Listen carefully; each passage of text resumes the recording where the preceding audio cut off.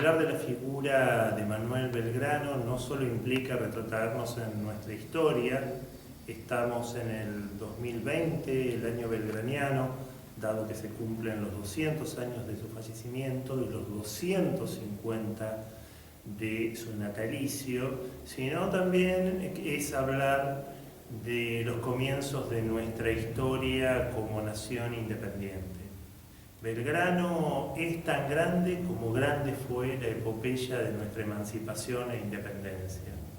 Estamos hablando de aquel hombre que tuvo el pensamiento puesto en acción, no solo para administrar la cosa pública. Recordemos que él fue secretario del consulado aquí en Buenos Aires y que desde fin del siglo XVIII e inicio del siglo XIX no solo tuvo el control de las cuestiones comerciales y económicas del Virreinato del Río de la Plata, designado por el propio monarca español, sino también que fue uno de los primeros en pensar un proyecto de nación. Si uno ve los resultados explicitados en las 4 memorias que quedaron de lo que Belgrano pensaba que había que hacer para desarrollar nuestra región, vamos a encontrar un estadista, vamos a encontrar a alguien que esbozó una idea de industrialización. Pensó en cultivos autónomos para poder desarrollarnos sin depender de la península ibérica. Fue uno de los primeros en pensar la idea de los saladeros, ¿no? Esto se anticipó un par de décadas a lo actuado por Juan Manuel de Rosas. Tuvo una conciencia clara en cuanto a la educación, ya esbozada, insisto, en esos planes del consulado, que incluía la educación a la mujer.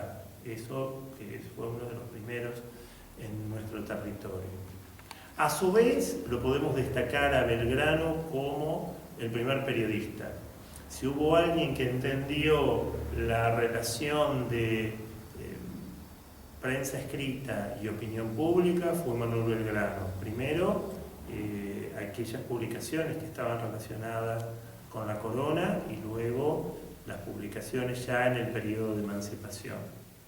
Economista.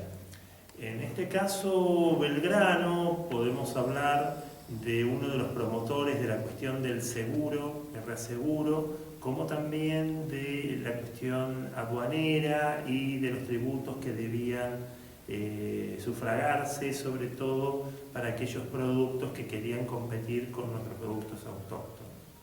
Entonces vemos en la figura de Belgrano, recibido como abogado en España. Él estudia en la península ibérica, está en contacto con las ideas del iluminismo. En España se llamaban iluminados, y vuelve a nuestro territorio con una idea clara de lo que él quería hacer. Vuelve después nombrado como secretario perpetuo, ¿no? Con todo el accionar que yo también detallé minutos atrás.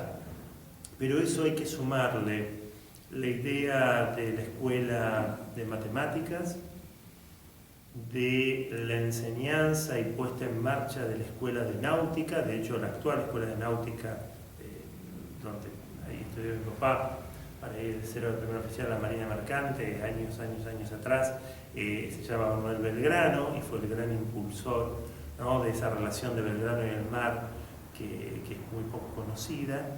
Y también vamos a destacar la figura de Belgrano ideólogo, ¿no? En este caso, el funcionario realista no dejó de lado toda esa influencia de la Revolución Francesa y de los textos que él accedió. De hecho, tuvo hasta permiso por parte del Papa para poder acceder a textos que para el resto de los mortales estaban prohibidos, vedados por la Inquisición, que él los necesitaba para sus estudios. Y en eso Belgrano, como ideólogo, pensó en una monarquía, pero una monarquía temperada, y cuando llegó el momento tuvo como 3 proyectos. Uno, el carlotismo, ¿no? En esto estamos hablando de la infanta Carlota, que estaba en territorio en ese momento portugués, que era el actual territorio del Estado de Brasil, que caído Fernando VII y visto la posibilidad de mantenernos como una monarquía, podían pensar en Carlota para ser regente no solo del territorio actual de Brasil, sino del territorio del Río de la Plata. El segundo caso, en un marco de negociaciones que lo acompaña a Rivadavia yendo a Europa, iba a hablar con el padre de Fernando VII para que uno de sus hijos fuese monarca del reino del Río de la Plata junto con el Perú y Chile. Todo el cono sur sería una monarquía, también con un Borbón. La particularidad es que Belgrano es el que redacta la constitución monárquica, ¿no? Ahí también vemos una función de Belgrano en el marco de la ciencia política o el derecho constitucional, donde él elabora un texto constitucional en el marco de una negociación que después terminó fallida, pero por lo menos hubo una negociación al respecto. Y el tercero, que tiene que ver con la preocupación que esbozó Manuel Belgrano por los pueblos aborígenes de nuestro territorio, que es el proyecto del Inca, ¿no? Ya unos días antes de sancionada la independencia del 9 de julio de 1816, en una sesión secreta, el 6, 3 días antes, expone la necesidad de una monarquía constitucional atemperada, teniendo la figura de un Inca como jefe de Estado. Eso no solo a los porteños, sino al resto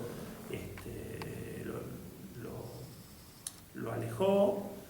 Ninguno o muy pocos lo pudieron apoyar, y no era la primera vez que Belgrano estaba consciente de no solo el apoyo, sino de la conciencia del pueblo indígena Colla y Aymara, que era el que iba a responder a esa lógica, porque muchos pensaban que siendo un monarca inca iba a trasladar su capital a lo que era la antigua capital del Inca, que era Cusco, y Buenos Aires iba a perder protagonismo. Sino que en la primera campaña, luego del 25 de mayo, la instauración de la primera junta en 1810, y visto que Paraguay no adhería a la Junta de Buenos Aires, lo comisionan a Manuel Belgrano para una expedición que supuestamente iba a encuadrar al Paraguay en la senda de la primera junta. Esa expedición militarmente no le fue bien, pero le fue bien como estadista, le fue bien bosquejando lo que sería el tratado de los 30 pueblos indígenas, en la cual él garantizó los derechos inherentes a la población indígena, a la población aborigen, a los pueblos originarios guaraníes de la zona de Corrientes y Misiones. Por lo tanto, ahí la figura de Manuel Belgrano adquiere otra dimensión. En cuanto a lo militar, hay como dos versiones. Hay unos que denostan, sobre todo amparados en su autobiografía, el rol que él tuvo como militar, y otros, como mi caso, que lo ponderan. En Vilcapugio de Yuma tuvo mala suerte y perdió. Pero en Tucumán y Salta no solo tuvo un triunfo por casualidad, sino que fue planificado. A él, el ejército patriota en ambos casos estuvo a la altura de las circunstancias, y en esa planificación que tuvo Manuel Belgrano, como bien decía en su momento, en Salta se garantizó el ejercicio de la asamblea del año 13, porque justamente fue el 20 de febrero de 1813 lo que impidió que el ejército realista de Pío Tristán pudiese bajar hacia Buenos Aires. Se queda ahí en Salta, después tienen otras acciones en Tucumán, donde cortan, que eso va a ser para septiembre del año 13, toda posibilidad que los realistas puedan transponer lo que sería la frontera norte de nuestro actual país, en Salta y Jujuy, donde la figura de Güemes y sus infernales y los gauchos en una guerra de recursos, una guerra de guerrillas, va a tener en jaque a las fuerzas realistas, y mucho más arriba, en lo que sería la actual zona sur de Bolivia, la guerra de republiquetas o la guerra de los distintos caudillos que en el Alto Perú van a combatir con los realistas. Principalmente destaco la figura de Asensio Padilla y sobre todo la de su esposa Juana Zurduy. Así que de las distintas aristas de Manuel Belgrano, creador de nuestra bandera, de hecho es el único de los patriotas, uno de los padres de la patria junto con San Martín, que él crea una insignia, crea la bandera. Previo había creado la escarapela, porque nosotros tenemos como símbolos patrios el escudo, como todo Estado, la bandera, pero también la escarapela, que era un símbolo militar, pero para distinguirnos de los emblemas realistas, porque es una cosa de loco, pero compartíamos todavía con los mismos símbolos de los realistas.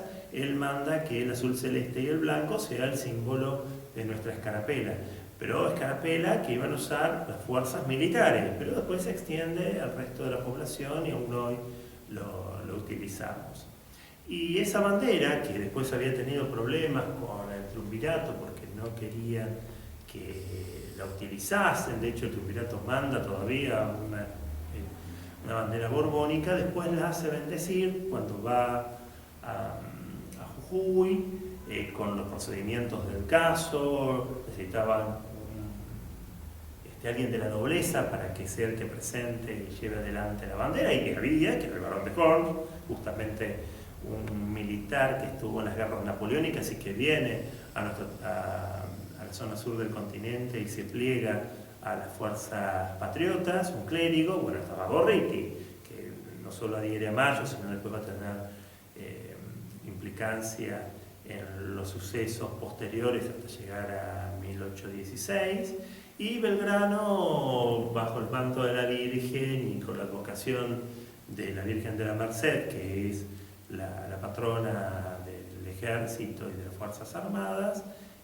va a bendecir esa bandera, que es la que va a utilizar justamente como primer batalla importante, que es la batalla de Salta.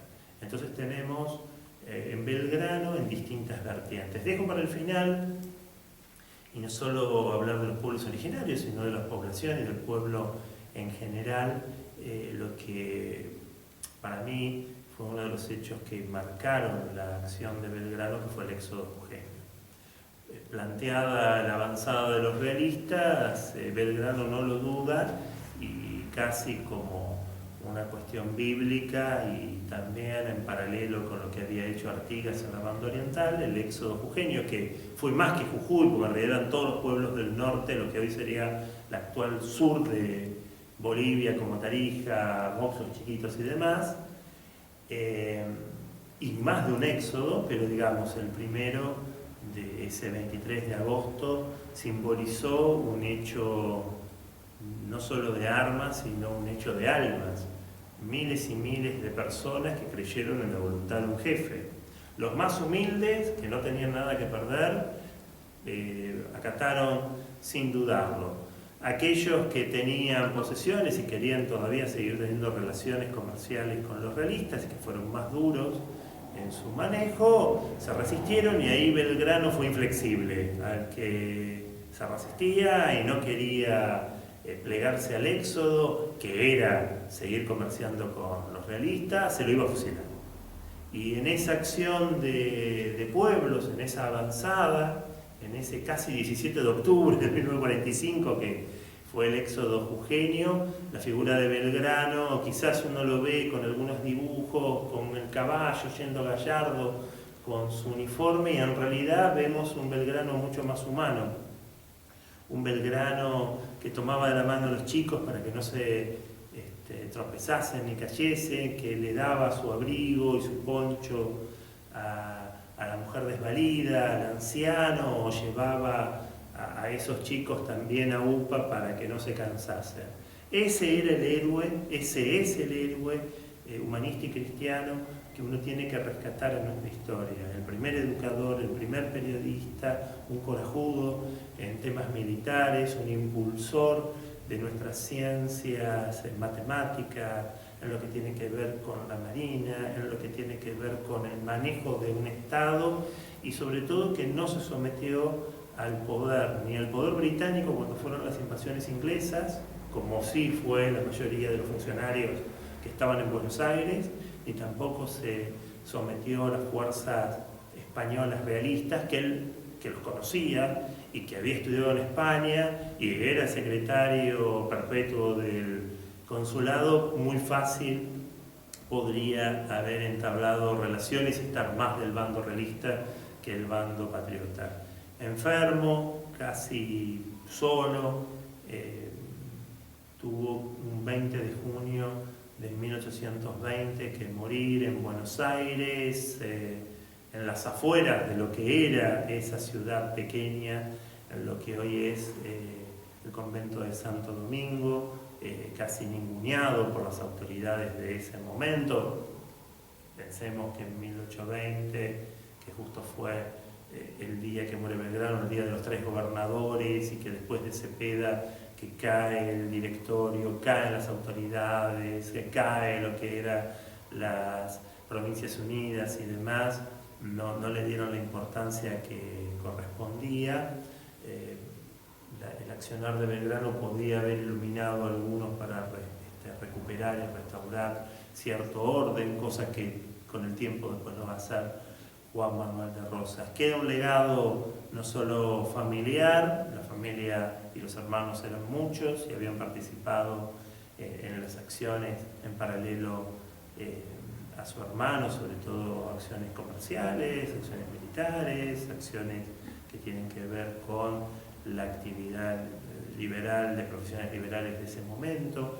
Quedan sus hijos, Pedro Pablo Rosas y Belgrano, que después va a ser criado por Encarnación Ezcurra y Juan Manuel de Rosas, ya que justo Belgrano lo concibió junto con Josefa Ezcurra, la hermana de Encarnación, y en el otro caso su hermana menor, Manuela Belgrano, con la cual nace con una joven tucumana. En ambos casos por acciones de la guerra y demás, no tiene el tiempo para reconocerlos, pero con el paso de los años la situación de uno y otro se normaliza y hoy son generaciones y generaciones, tanto de una rama como de otra, como del resto de la familia Belgrano, que tienen una preeminencia notable en nuestro territorio. Así que va mi recuerdo a uno de los personajes que más admiro